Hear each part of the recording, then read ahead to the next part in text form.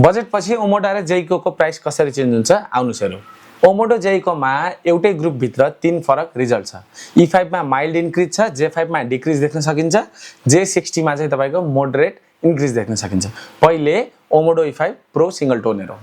Current price 51,59,000, motor 99 kilowatt, estimated CIF करिब 27,40,000, model price करिब 53,83,000, जुन करेन्ट प्राइस भन्दा करिब 2,24,000 चाहिँ बढियो।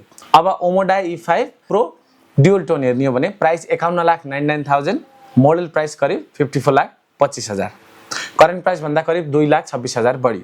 अब जेइको J5 FWD हेर्ने हो भने लिस्टेड प्राइस रहेको 56,49,000, मोटर 155 किलोवाट, पुरानो सिस्टममा 155 किलोवाट भएकै कारणले ट्याक्स लोड हाई थियो, तर नयाँ सिस्टममा फ्ल्याट 20% कस्टम र तपाईको 20% फी ब्यान्डमा बस्दा मोडल प्राइस करिब 52,61,000 आउने देखिन्छ, जुन लिस्टेड प्राइस बेसिसमा करिब 4 लाख चाहिँ तपाईको कम हो।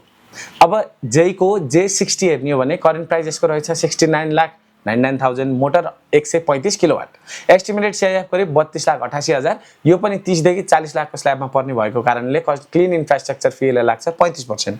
मोडल प्राइस आउन जान्छ करिब 72,68,000, जुन करेन्ट प्राइस भन्दा करिब 2,69,000 नै बढियो।